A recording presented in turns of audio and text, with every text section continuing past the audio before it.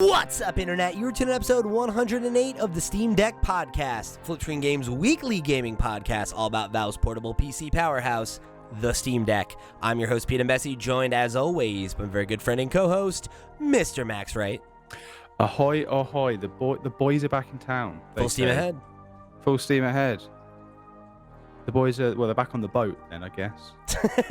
That doesn't have the same ring to it, I don't think. We could call it the town. The boys are back in the town. The boys are back in the boat. The boys are back in the boat. It's too many syllables. Yeah, it's too many syllables.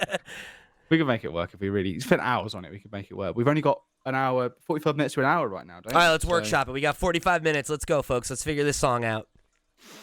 No, you know, what we are going to talk about today is some comments that came out from our good friends Lawrence Yang and Yazan Alda Hyatt, who were talking about the kind of cadence for hardware releases around the Steam Deck in light of it finally coming to Australia, which was something that we called, which was pretty sick. Yes, I was quite impressed with that. Having not been on for a few weeks, when you said it might be coming to Australia, I was like, we've said this before.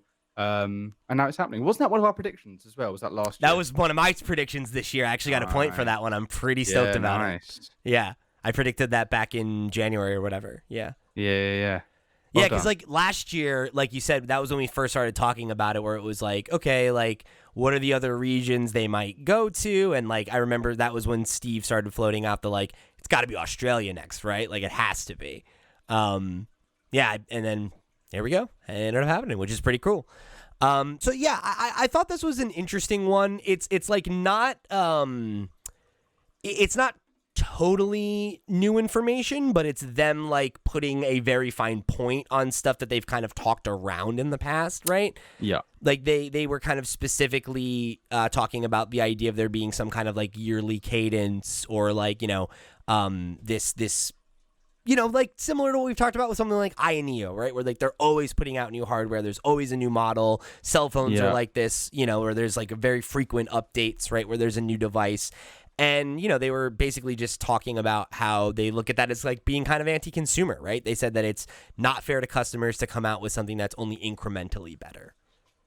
Yeah, especially when, you know, like we said about Neo, when we have Bob Wolf on a while ago now, and he, you know, he's always in buying these handhelds. He had a handheld that arrived, and you know, by the time he had it and he reached out to him, they'd already released or announced another product, and he's like, "God, I've just got this as a review, you know, and I'm already they've moved on to the next thing. I'm now forgotten, you know, and that's not what you want when you buy something, and also." Not to burn through all of the points I've put down here, but there's always that thing of like, whenever I say to someone like, "Oh, you should get a Steam Deck," they're like, they're probably going to do another one next year or this year, so I'm going to wait. You know, I'll wait for them to do a next one. And I've said this before about like the idea of waiting is you're just cheating yourself out of that experience now by waiting for a different experience that you don't know is coming yet. Yeah.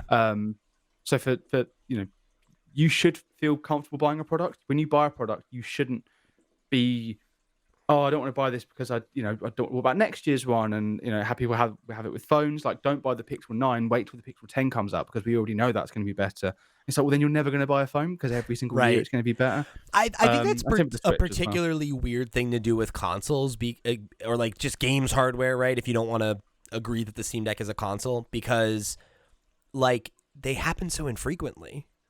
You know, it's like you say that, but every single time, you know, the Switch has, you know, we had the Switch in 2017. We've had a few like the hardware hasn't necessarily changed. It's just been, you know, with the light refresh kind of thing. You know, yeah, it's been refreshed, yeah. But every single year since the Switch came out, we've had Switch Pro, Switch Pro, Switch Pro. Every single year you say to someone, "Why haven't you got a Switch yet?" They are great. You know, maybe the first year they weren't too big on it. Then second year it starts to get game momentum. When you say to people, "Why aren't you getting a Switch?" They're like, "Oh, because they're going to release a Pro model soon." And people have been saying that for so long. You know, maybe it's not been the same with PlayStation so far. But also, I feel like the topic of PlayStation was, "Oh, you can't get them for so long." That when you could get them, all of a sudden they come out with the Slim and the Pro in the space of 2 years. So, you know, it's not like it's. And I know what you mean by like you saying, you know, similar to the Switch, where the Slim isn't a hardware upgrade. It's just a sidestep. It's a slimmer. It's a refresh of the same model. Right. But the PS5's been out less than 4 years, and we're already onto the Pro. Like, you can see why someone might get antsy about buying a product if there's always the tease of something new coming. Yeah, and like I don't know. I guess the thing that drives me crazy about that mentality, because like you're right, but I think it totally circles back to your first point of like then when are you ever going to buy anything? Yeah, because like I've never understood that line of thinking where like because I've had friends that did that, right, where it was like 2-3 years into the Switch's life cycle and they're like, I'm gonna wait for the Pro, and it's like, okay, well, we're 7 years in and it never came, right? So it's like, and many of them like did end up getting one later, and it's like all they did was miss out on 2 or 3 years of experience, right? And it's like, I think especially when you're talking about a device that's that inexpensive, it's a very weird decision in my mind. I think with the Steam Deck, I get it a little bit more because there is like, it's a bigger investment. So like if you were somebody who bought like the Gen 1 model and then you're like, I should have waited for the OLED. Like, fair enough. I know there were people that happened to in our community where they bought one like weeks before the OLED was announced. And I think if I'm in that camp, I'm disappointed, right? Like, that's frustrating. And I think to your point, I can understand, I guess, the trepidation. But that to me is like the kind of risk you run if you're not an early adopter, like, and as an early adopter, you take on a bunch of other risks that like you're going to get a less ideal version of the product, that it'll have some defects, it'll be this, it'll be that, and that's right. the. It's never okay to buy a game. Or to buy anything. When you overanalyze it like that, right? It's either you're buying it too early and you're getting ripped off, or you're buying it so late that you're getting ripped off because something newer is around the corner. And it's like, so when is the exact optimal time to buy a device? Halfway through its life cycle? How do you know when that is? And it's like, you can make educated guesses, of course, but that's why I'm glad that these two, I completely forget their names because they have like the handles that we know them by, but I can't remember those either right now. So whatever. You mean the designers? These two Valve devices. I've got the names that are there, but the names that we use to we know like them what as. their online handles are. Yeah. Them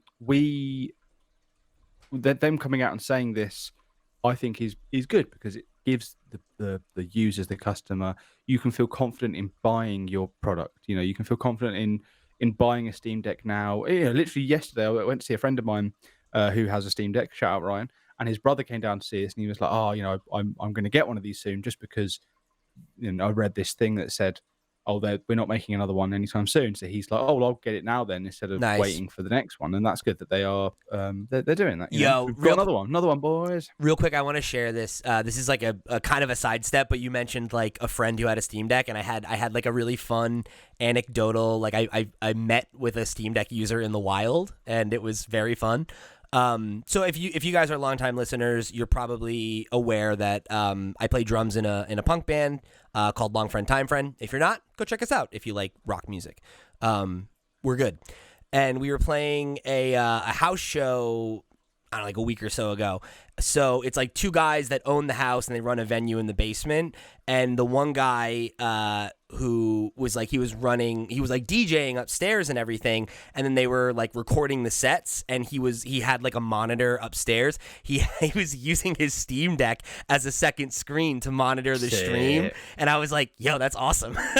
Like, hell yeah. That is good. You're using it to produce a live event? That's awesome. That's a handheld PC, baby boy. Yeah, right? It's like, hell yeah. It's very cool.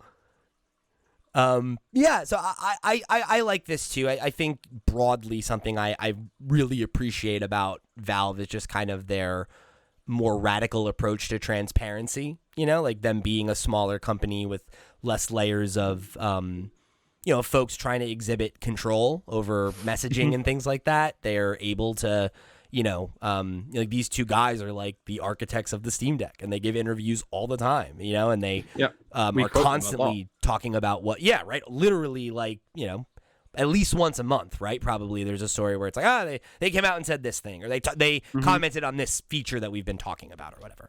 Happens all the time. So yeah, it's I think a really good thing for consumers, and like I think it does give you that kind of like confidence, right? To invest in one of their products that like it's going to be supported and you're going to have a good experience or whatever. Yeah, and I think aside from the situation with something like the OLED or if you were like the unlucky person that finally bought a Switch before the OLED came out or finally bought a PS5 right before the Pro model came out. And in that case, I still think you made the right decision because you saved like $300. But, I think that wanting to wait for the best deal is always going to be at odds with having the thing that you want at the time where it's going to be, where you're going to get the most use out of it is how I feel about it. So, I thought this was a worthwhile thing because I know that there are a lot of people who listen to the show that don't own a Steam Deck yet and have like written in and been like, should I buy one? Is it too late? Should I get the OLED? People ask these questions all the time, right? Like I think a non-significant percentage of our listenership are people who want a Steam Deck and haven't jumped in yet or whatever, right? Or wondering if they should. So, I think this is a great opportunity to reaffirm that, like, yeah, you should get a Steam Deck if you want one. Yeah, you're going to get a couple more years out of it. Where I'd say no to that question, to be honest. There is one. There is one situation where I'd say no to that. Actually, it was when my friend, he was like, I want to buy a Steam Deck, but I don't like playing games in handheld. I would only play it plugged into a TV. I wouldn't do that. Yeah. Yeah, I'm saying that's not what. Yeah, I'm saying I said that you're looking at you're buying the wrong product there. Yeah, buy a computer. Buy a computer. And he was like, oh yeah, they don't have to have a big computer. And it's like you got to pick something because otherwise you're going to have a worse experience. Get those set-top guys. They exist. I'm working on him. Micro PCs. Yeah. I'll get in there. Don't worry. Yeah, you're. If I can put a PC in someone's house, I'll do it. I'll make it work. So, and I think it's worth pointing out too, like when it comes to this cadence, like I think that they kind of put their money where their mouth is on that so far, right? I mean, the Steam Deck itself came out in, was it 2021? Is that right? 2022. Okay. Yeah. Yeah, and then we got the OLED. Oh no, I guess that was a year later. So there's that, but that was also a big incremental update, right? Not a generational. Yeah, I would say it was. Performance-wise, no, but I think everything else about it was worth it. But I also would have pondered the question a few times, like, should they have just waited a year, drop the OLED as is? But then they probably wouldn't have been able to get to that position because I'm sure the OLED probably cost more to make, maybe, or I don't know. Like, there's probably something about the OLED. They just needed time to work on these things. They needed the data. They needed all this stuff. They, to be able to get them to that point, maybe. But it feels like, in general, right? The OLED is the first. Oh, I'm sorry. Go ahead. Finished. So I was gonna say, I feel like the OLED is the first. Like the original LCD Steam Deck feels like the early adopter product. The OLED feels like a more refined version of that. That is, whenever anyone that I know has bought a Steam Deck and they've gone, "Oh, should I buy one of these cheap LCDs?" And I say, no, just get the OLED because that is 1.0. Definitively the better version. Yeah. Yeah. So I think. Yeah, from the sound of it, I mean, if I had to guess, right, like I would think that, if you jump on the boat now, like you're probably looking at least another year or two before there's even a whiff of something new, right? Like, let alone how long it is before it actually comes out. Because, I mean, I would be genuinely surprised if the Steam Deck didn't have at least a 5-year life cycle. We're nowhere near that right now. We're about halfway through that. So, I'd probably like an updated version. Maybe not in 5, before then, just because it's becoming less of a sure thing that a game works on the Steam Deck now. Like, especially with Unreal Engine 5 games coming out. And that was always the case, though. It's not like every AAA game works. No, I agree. But now there's. I used to, when the Steam Deck first came out, I'd be like, "Oh, Resident Evil Village, that's only like a year old. Yeah, I'll get that." Whereas now I'm like, Dragon's Dogma 2 didn't run, Monster Hunter Wilds isn't going to run, Black Myth Wukong wouldn't run, Space Marine 2 not going to run. I wanted to play Metaphor ReFantazio on it, and it doesn't perform super well. So these are the whether that's, I mean, the fact that the PS5 Pro is still targeting 60 FPS and Unreal Engine 5 is bringing out stuttery messes instead of video games that work. we are seeing a trend this year of like, damn, that's harder to run than I thought that was going to be. And I wonder, I just worry that we're going to have a lot more of that. I'm very lucky that I don't have to miss out and I can still play all of these games by streaming them from my PC, but not everyone's in that position. If you're Yeah. someone who's looking to get into PC gaming or your Steam Deck is your only thing, there is so many caveats every time a new game's released where you see, oh, is this going to run? People go, no, you're stupid to think that's going to run. And I don't think you should. I don't think you should buy. You should feel stupid by wondering if something's going to run on the. If it's on Steam and it's on a Steam Deck, it should. In theory, I know it's impossible to do because how games are everywhere. But I think a little bit extra juice maybe would be nicer because it's now 2 years old at this point and it'll be Sure. 2 years old. So I'd say if in another 2 years, yeah, but I don't know about 5 years. I've made it. I think I've probably made a point I didn't mean to make there, but I'd say give it. I'm with you. I'll be happy. Yeah. Cool. As long as we're there. I think what we're both saying is go buy a Steam Deck. So I want to talk about SteamOS 3.6 because we finally got a stable version of it. 3.6.19 just dropped like literally last night. So we're going to talk about. I woke up to it this morning. Yeah. So we're going to talk about some of the changes that are coming there and what you can expect if you go and update your OS today. But before we do that, let me remind you that this episode of the Steam Deck podcast is brought to you by our Patreon producers for the month of October. They are, of course, Arnold J. Rimmer, Christopher Valens, Steve Stompy, Susan Likes Cats and also Boobies, Ty the Dude, Voodoo Vic, and Wakahula. Thank you all so much for your support over on patreon.com/flipscreengames. You all are the realest of the real, and we greatly appreciate your support of this and all of our sister shows. If you want to go check out those shows, Nintendo Noise and the Flip Screen Games podcast, where we talk about what's going on in the world of gaming outside of the Valve ecosystem, go check that stuff out. If you enjoy this show, I would bet, in fact, I would guarantee that you'll enjoy those shows as well, and that is the Flip Screen Games seal of approval, as Max dubbed it, and I stole. So go and get involved. You can do all that and much more, including writing into the show or going and supporting us on Patreon by visiting us at flipscreen.games. That's our website. Go there and click on some stuff. It helps us out a lot, and we thank you for joining us for another episode. So, let's talk SteamOS 3.6. Have you done it yet? Or do you want me to rattle through this? Have you done Go for it. update? No. Like you said, it was just happened last night. I haven't had a chance to play anything yet today, so I'm going to boot it up tonight. Okay. So I installed the update this morning as soon as I saw it, and there was also an update to the Steam Deck dock, but I'll get to that in a second. So I really wish Steve was here for this, because he's the man for some of these words. We'll parse it out. So first off, top level, I've updated to a more recent version of Arch Linux, which is what SteamOS is based on, which is going to improve hardware compatibility, system performance, security, and overall system stability, which is overall very good because it means that we, it's not going to crash or anything like that. Apparently, there's a lot more. If you look at the patch notes, there's a lot of stuff that sort of talks about. It talks about speeding up OS updates in the future. It talks about reliability of micro SD card. Crashes, things like that. A lot of things sort of fall under this. Yeah, I'm wondering if that's the hardware compatibility of it all, is the SD stuff. Maybe, yeah.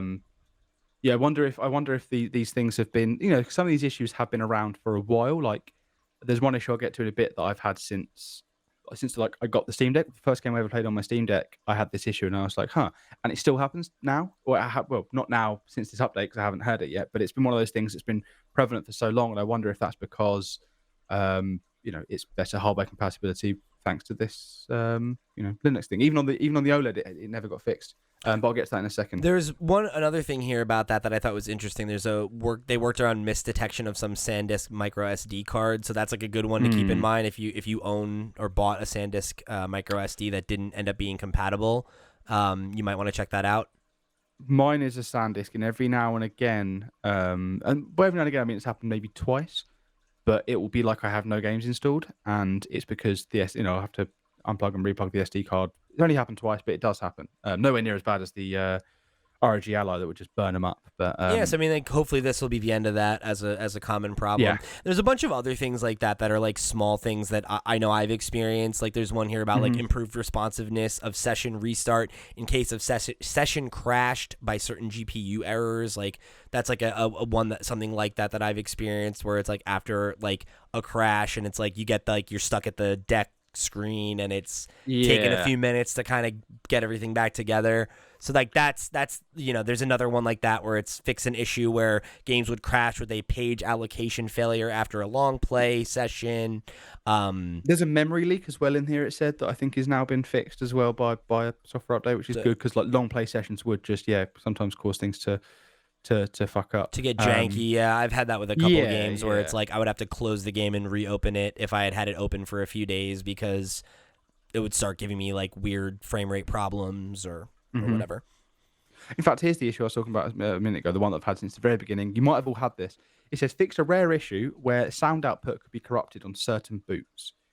Now, what I think this is the issue that I've had forever, where if I'm playing a game and I put the Steam Deck to sleep and then I leave it for a little while and I unplug it, the sound is janky as fuck. It's like all distorted and like, I've had that happen like really once horrible. or twice.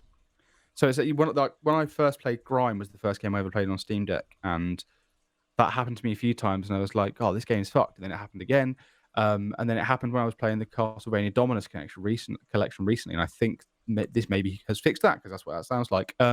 Also, there was an issue with OLEDs. I don't know if it was specifically OLEDs, but if you plugged headphones into it, it would have like a buzz or a hiss to them, and that seems to have been fixed as well. So there's greater synergy between software and hardware that is fixing all these little issues, which is always good. There's a lot here. There's a lot of like small issues, but if you're one of the people that's been dealing with these, it's great.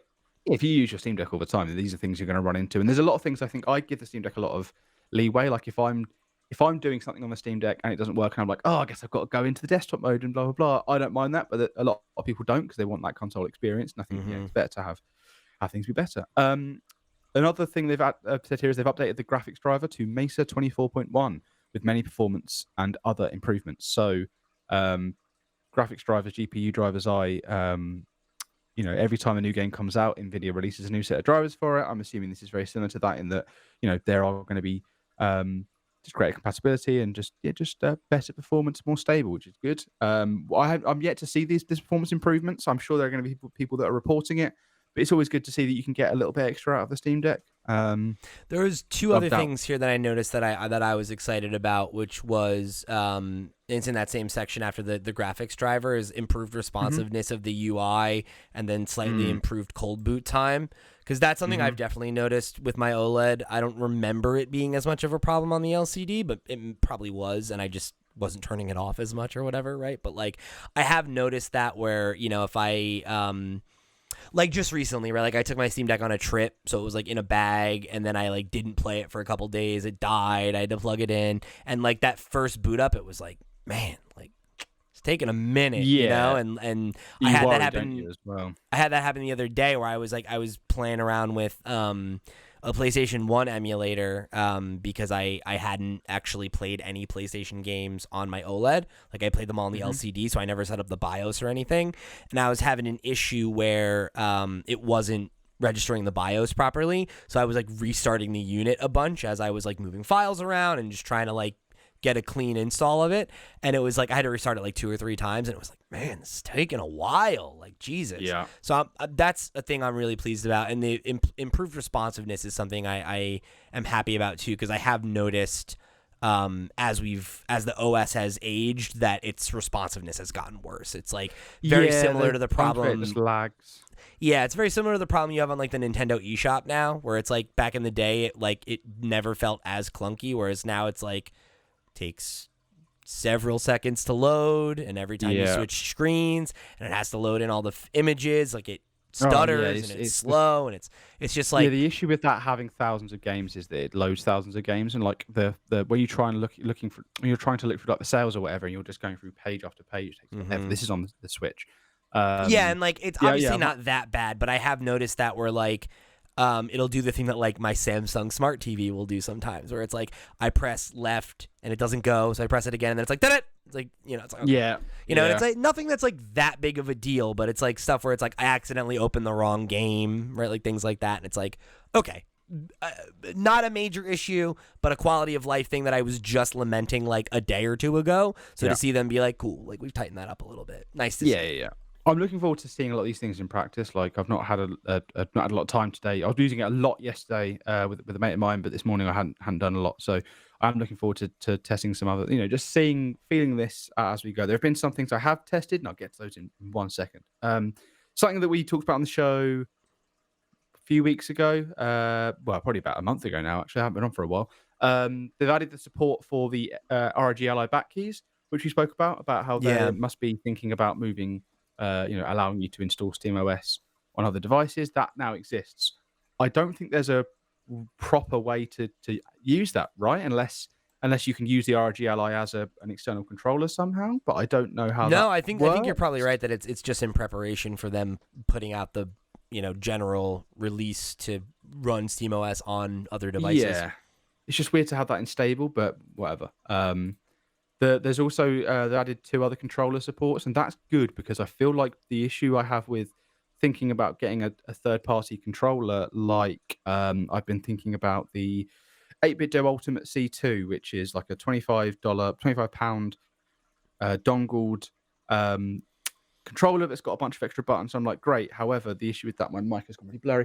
The issue with that is that the buttons aren't formally supported. You'd have to set them in another piece of software or whatever, and it's going to show you an Xbox controller. Whereas what I would like is to be able to plug that into my Steam Deck, and it goes, oh, you're using an 8BitDo Ultimate C. Cool. Here's all the buttons. Here's all the stuff. Right. They've only, I don't know how recent it is, but you can now change the screenshot button on the Xbox Series controller to do what you want it to. I've got it set to set screenshot, but you can also, I've then also set it to when I hold it down when I'm playing Moonlight, it starts GeForce Now in the background. Not GeForce Now, GeForce, whatever the one that records. So I can start, I can do game recording now when when I'm playing downstairs on my TV or whatever, which I don't think that was a thing before, because that doesn't even work on Windows, that button. So I would like for them to be able to support more controllers like this. And you're on different ends of the spectrum here. The ROG Raikiri Pro is like that, like $150 one that's got the screen in it. Do you remember that, where it's got the screen in the controller and the RGB, and then the Mash? I don't think I've seen that. Remember that one? Oh, mate, click on the link and you'll see a controller with RGB running down the sides and a little screen that shows you like battery life and stuff like that on it. It's stupid. For what is essentially just an Xbox controller, oh wow, yeah, that's a lot. But it does also have, that's so weird. It does have the rear triggers on it. So if it supports those rear triggers, you can essentially have, that same feeling that you have on the Steam Deck on this, which is very tempting. But that's why I want this to be on cheaper controllers too. This doesn't need to be a $150 feature. It should be a $25 feature as well. Just those are my thinkings anyway. But it's weird that they've supported these controllers and not the one that the official one they've worked on with Hori recently. Do you remember the one that I mean? It looks like the car. The branded weird that's not Steam controller supported in the same way. But that is a little weird. It's cool to see them support more controllers, because the thing with PC gaming is you should be able to use whatever controller you want. So to be able to plug it in and see your controller, your buttons, very handy. There's a couple other really big ones. There is a update for like the LCD Steam Deck, where its battery life has been improved by up to 10% in light load situations, and then added some overclocking support, like controls for overclocking as well. Those are both really big updates. Like 10% is a lot, Mm-hmm. You're playing. I'm assuming light load means you'll get like an extra hour and a half out of Blatro, maybe. Yeah, right. Exactly. That's huge. Yeah, considering that's probably the biggest disadvantage of the LCD is that the battery. I mean, obviously the screen, but like the battery is quite a bit worse. Yeah. What is it, like 50% extra? Didn't they? Something like that. Yeah, on the OLED like that? I forget. We did the math on it like when there's a whole episode, I forget what number it is, if we can find it, but we did one where it was like, is the, when it first came out, is it worth the upgrade or whatever? And yeah, it was like, I mean, I think it's like as much as 30% for like lower light lift games, right? Like I remember the week before Steve had just talked about undervolting as well, and talking about like I was able to get 20% more, and then they announced that, and it was like, oh well, you don't need to anymore. Yeah, but I mean, yeah, you still could though, and then you can get even more out of it. It's crazy. Yeah. There was another thing I thought was good. You talked about, and maybe I'm missing something that you were planning on bringing up. But I know you mentioned something about the dock. There's a couple bits about external display. Yeah. Okay, cool. So they've also, just for the OLED as well, you mentioned the LCD only one. There's an OLED only one where they've added support for the Windows Bluetooth driver. So now Bluetooth headsets will work. Before I don't think they did. I think the only things that worked were the internal speakers. I might be getting that wrong. We spoke in the Discord about this, but now it seems like Windows is probably more. I forgot that was a thing. I feel like I remember Steve talking about that, where it was like, oh, like the LCD still has it, but the OLED didn't get it yet.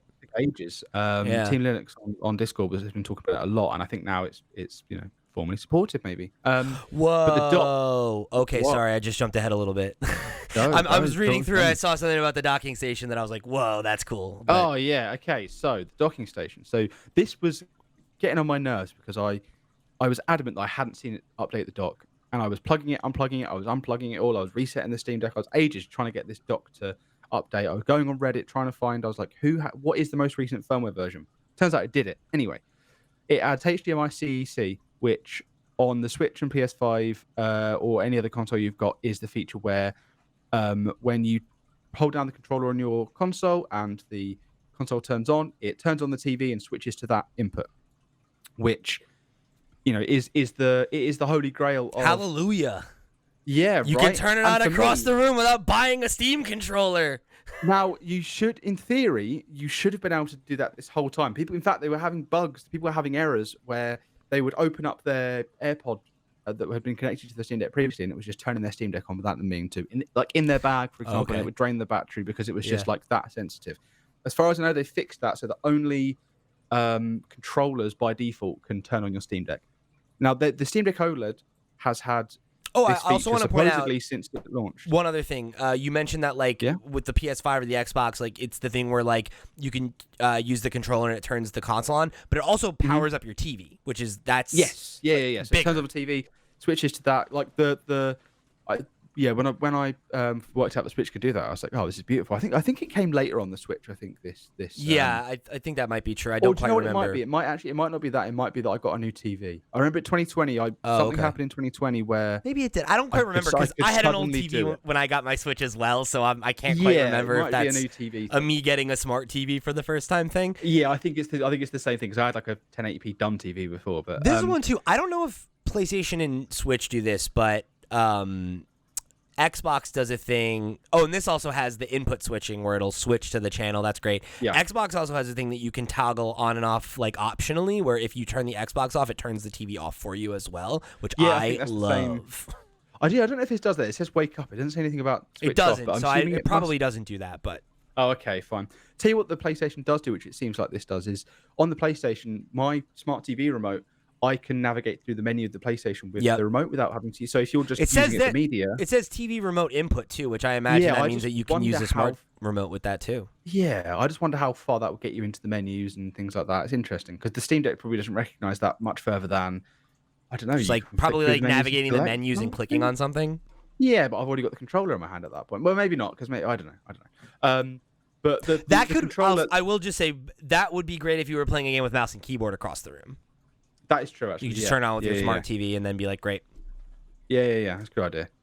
Now, what I was saying before is, since the OLED came out, they had a new Bluetooth chip in it that would allow you to turn it on with a controller. They've now set it so that you can, only controllers can do this. But I have never, ever, maybe once by accident, got my Xbox controller to turn on my Steam Deck. My Xbox controllers do not play nice with my Steam Deck ever. It has never worked, right? Oh my God. But now, Max, you'll see it turns on. He's doing it in real time, folks. It just worked. If you're listening to the audio, that was cool. So now I can, instead of having to do my current thing, which is turn on the TV, swap it from Plex to Steam Deck, go get my controller from wherever it's plugged in. It might even be set up here. Sit down, go over to the TV, press the button to turn it on, sit down, hope that works, because sometimes it doesn't work. Now all I need to do, and that has improved the responsiveness of it, turning on the TV reading it as well. I can just go pick up the controller, sit down, turn it on, bang, I'm playing games in seconds. Dude, I'm And so excited about that because now this is I just got a new rig. Like, I'm gonna take advantage of that with Moonlight. Like, that's awesome. Yes. Just See, stream this my is PC now- games with 2 button clicks. now I no longer have the PS5, and there's maybe one game coming out on Switch that I'm going to be interested in for the rest of its life cycle. That's Metro Prime 4. Bold Beyond, claim. well, we'll see. You're like, We'll see what Nintendo else- won't release one other good video game. It's like, Well, sure it's about just- Are they going to cater to my taste, Pete? That's the big that? question. Yeah, you got Then you again, got a we lot weren't of taste. we weren't expecting a new Zelda, were we? They could do something. Never know. But seeing as this is now my main TV gaming device, the ability to be able to just have that feel like a console. Mere days after I get rid of the PS5, and I'm like, oh, now I have to every time I want to play anything, get up and do this. It's good. It's finally doing it. It's really nice. And then also the final dock firmware update is it has compatibility fixes for high refresh rate VRR displays, which I think is something that you guys use on your Xbox, right? VRR. That's correct. So I guess VRR, you now have access. You can now This use is something VRR that on Steve's been Steam talking Deck. about for a really long time too, because it was one of the Yes, things but they promised would be supported, and then like it didn't come. It didn't come. It didn't come. So yeah, this is pretty good. So for me, I think the dock updates here have been the biggest for me, just because of the usability of it for me. Yeah, because the thing you just described, right? Because it says specifically updated dock firmware with compatibility fixes for high refresh rate VRR displays and fixing several issues where displays could remain blank. That's like the thing, right? Because even when they brought out VRR support, there were like these issues with displays still not like playing super nice, and that's kind of been a problem with the dock forever, right? Like even when the dock was brand new, when we did our review of it. In like 2021 or whatever,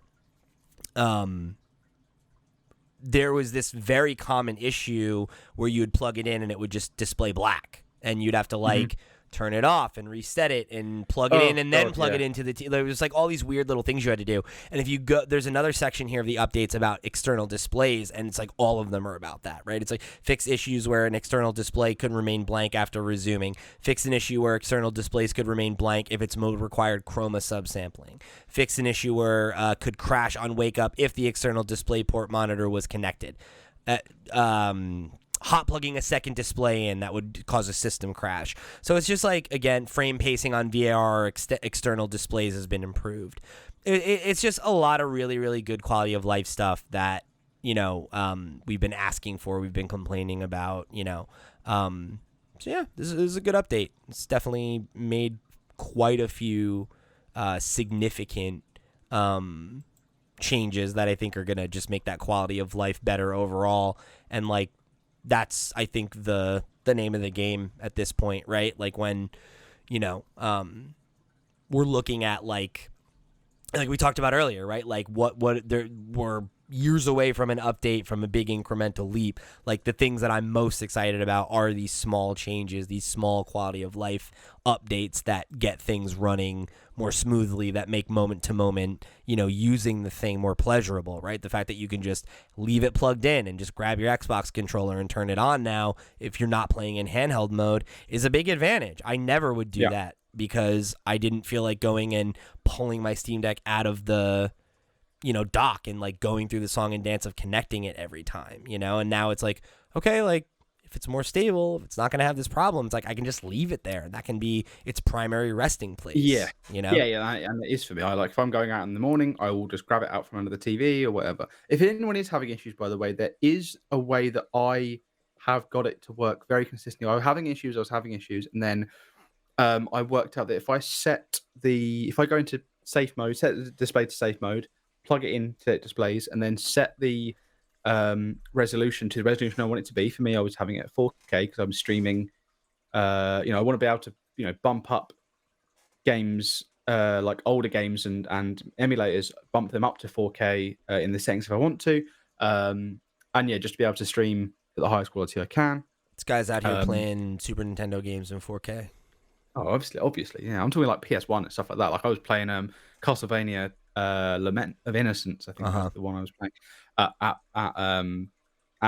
4K. I immediately put it back down because I was like, this is the vibes off. The vibes Dude, I off. had that exact same experience. I was playing Ape Escape, and I was like, I bumped it up to 1080, and I was like, this looks weird.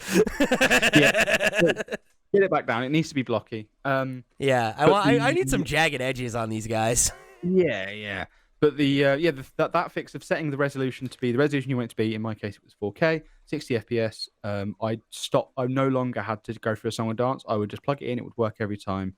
So if you're having problems with that, or if you're having problems with like colors as well, can sometimes be washed out if you're letting it do auto resolution. If you set the resolution you want it to be, it should work. Very From nice. now on.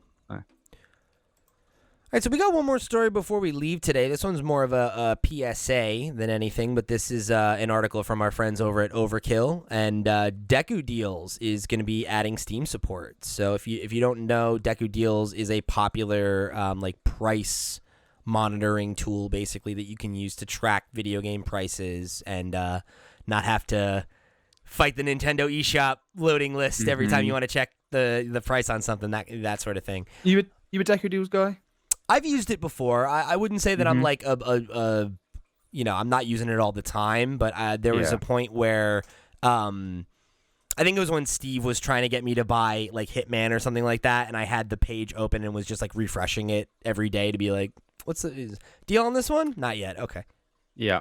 It's a great website. Good interface. Love Deku Deals on Switch. I was always using it because, like you say, it's just impossible to find games and also it had physicals in here as well, so you were getting a good deal, and I'm interested here. So the physical monitoring was what I liked about it the most. Was like, it's just literally telling you like, here's what it costs on all these other websites, so you don't have to check them all. Telling you it's the lowest price and stuff like that, so like, oh shit, now's the time to buy. I'm not going to wait for another deal. I don't know if you got there yet, but the fact that this is adding Steam stuff is, for me, I think great, because this already good system that everyone knows how to use. If you're coming from the Switch to the Steam Deck, you might already be using Deku Deals, is great. But also for me,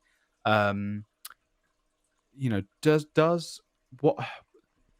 There's probably not as much benefit to this using it for just straight up how much are things, or what sales are on versus having a wish list. Because your wish list will do that for you anyway. But what this does allow you to do is look at things like lowest price it's ever been, price history. So you'll be able to, like, for example, I was really tempted to get Shovel Knight. I've owned Shovel Knight on PS4, I've owned Shovel Knight on Switch, I've owned Shovel Knight on Wii U, I've owned Shovel Knight so many times, but never had it on Steam. So now I'm sort of putting everything back into being PC only.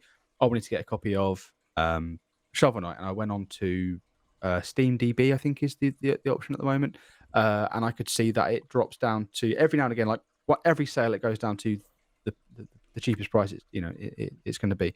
So I knew, cool, I can wait for that, and that's the case. And it's good to be able to look at a game and go, is it worth me getting this now, or is it worth me waiting for the next big sale? So, which is next week, by the way, which is on Monday, by the way, the next big sale. Oh yeah, it's true, right around the corner. And I think that is kind of the thing where, like, I don't know that in a vacuum it has the same value with Steam, because Steam's, like, I think famously, right, Steam is pretty much the best ecosystem, I think, like, pound for pound, in terms of like functionality and not being super bloated, and like having a good wish list system and doing a good job of telling you when something you have wish listed is on sale. Like, I don't know that it's going to be as widespread popular as it is to use it for something like Switch, because the eShop is clumsier. But I think, to your point, if you're already using Deku Deals and then now it's just like, oh, I can also use it for Steam, then it's like, like, I think people who are multi-plat gamers that already use Deku Deals, like yourself, right, will probably take advantage of it. And like, I could see that being useful for comparing, like, if you're like, I want to grab this indie game, I actually don't care if I'm playing it on Switch or Steam Deck, and then you can just compare them there too, is nice. Like, cross-platform comparisons. I guess, comparison, to be able to compare, other than that, to be fair, you are right that it does allow you to just get a more holistic view of, like, here's all the systems I own, here's all the games that I want, and here's where I'm going to pick it up. Blah, blah, blah, blah. Like, if you're going to play it on your, I know I want to play it on handheld. It's like, oh, whichever one it's cheaper on, then they run the same, who cares? Or like, oh, I know I'm going to play it on my TV, so it's like, if it's cheaper on PC, if it's cheaper on my PlayStation, whatever else, whatever other devices are in rotation for you, that's pretty cool too. And I think for like data science and stuff like that, to your point, like being able to look at all that data in one space and, you know, create comparison tables and stuff like that is pretty cool. What I would really like is if, and it does open the door, I guess, to some dodgier stuff, but if it took into account Humble or Fanatical or places that will sell you Steam codes. Yeah. And because sometimes you'll go on Fanatical and it'll be like, make a bundle of 3 games. And I'm like, oh, what's on here? And I'm like, well, shit, here's this game that I was going to pay £12 for, and I can get it in a bundle with 2 other games for less than that. Right. And those are things I check all the time. Green Man Gaming, CD Keys, all these places that sell keys, you know, you'd be shocked by the prices some of these things are sometimes. And to be able to have that included, I guess, so you could, you know, you go onto one website, say, I would like all of these games, please. And then every now and again it goes, oh, it's appeared on CD Keys. Because sometimes I feel like that's goes in a something they Humble could bundle. probably do down the line. I don't see why now not. that they're Yeah, doing sometimes, Steam, right? Like, why not track third-party servicers of Steam keys? Yeah. Sometimes something goes into a Humble bundle, for example, and then it's a game people don't really care about, so it goes on CD Keys for £2 because everyone's flogging these keys, I guess, en masse to, you know, they're getting the 2 big games they want and they're flogging all these keys. All of a sudden, they become accessible, you know, for really cheap. It'd be nice to be able to be told, oh, I don't know, off the top of my head, I'm looking at my list here. Lies of P, I don't know, was in a Humble bundle, so you can get this key of it for X amount of money. To be able to be told that outside of the specific Steam store would be good. But I also do think there's probably a deal here where Deku Deals might get a kickback. I'm sure that's the case. Yeah, as long as there's some kind of affiliate, like, because it's probably like an affiliate link system, right? It's like that's how like Amazon works, for example, right? Where if you click a link, you know, on Wario64's Twitter account, or you're like on some blog where they're like recommending shit on Amazon, like you click through and they, you know, there's like a code basically that ends up in the URL, and then when you buy it, it's, you know, flagged to the seller that, oh, they got there from your link, from your referral, so you get, you know, your little pittance of a kickback or whatever. Yeah. Can I just while I mentioned about Fanatical, I just went on their site because I was like, oh, what's good on there? If I wanted to get, let's say, Hi-Fi Rush, Control Ultimate Edition, and then the Skyrim Special Edition, like the latest one of that, how much do you think that's going to cost me? Let's just say. Control, Skyrim, and what was the other game? Hi-Fi Rush. £96 worth of games. Okay. $15? Nah, it's 21 quid. You've ruined it there. But still, that's good. Like, that's much better than just buying one of these games, which is 20 quid on its own, you know? Yeah. Good place to shop. I hedged. I was like, is it 15? You did, yeah. I was like, I should have said never. 20. If you take my advice and go on Fanatical, never, ever, ever, never once, never think about ever getting the mystery keys. Never, ever. Every now and again, I'm like, well, maybe it's my time. It's never my time. How much does it cost to get a mystery key? Great question. Let's double check. Let's find out. Like mystery key. Okay, you can get 25 mystery keys for $15.99. That sounds like a great deal, doesn't it? No, not worth it. What are the odds you're going to get something that you want to play? Yep. There's a lot of games on Steam. Yep. And they'll like trick you. They're like, oh, you know, we've got AAA games in there as well. Like, no, you don't. No, you don't. Don't lie to me. I'm not believing you for 1 second. What Don't percentage? Yeah, they're in there. What less than 1%? Like, what are my odds? I need a Magic the Gathering Pokemon cards breakdown of what the percentage of rares are, or I'm not doing it. Put Fanatical, make Fanatical available in China, so they have to do it. Give me the math, you cowards. Yeah, why are you so scared of people not buying your scam? I shouldn't call it a scam. No, it's a loot box. That's what it is. Yeah, it is. It literally is. You know? Should I buy one? 25? No. No! Here's the thing. If you're going to do it, it's got to be... It's already the end of the show. Do it on camera another time, and we'll see if you get anything. We'll do polls. I'll start at the back. Yeah. I'll flip the first one to the Exactly. back so we get the surprise. Exactly. Yeah. Love Only that. if the show pays for it. Oh, we can figure that out. All right, folks. Well, thank you for joining us here on another episode of the Steam Deck Podcast. If you want to let us know what you think about the cadence of Valve's hardware releases, your most excited, anticipated feature from 3.6's stable release, or what games you're going to buy over on their new tracker, what game you're going to be using to, what game you'll be tracking with Deku Deals. There we go. We got there. Yeah, That's what this episode's been all about, us getting there. So yeah, we get there. Even without Steve, we always get there. We always get to the end. I think with our two brains combined are at least 70% of what Steve's capable of. Let us know in the comments how much you miss Steve. They'll tell us that anyway. We don't have to ask for that. Yeah. Thank you guys again. We love you. Thanks for joining us. Thanks for tuning in. Remember, flipscreen.games. That's the website. Check out the sister shows. Join the Discord, however you choose to get involved. Thank you for being here. Thank you for joining. Thank you for tuning in. And we'll see you next week for another episode of the Steam Deck Podcast. Take it easy, everybody.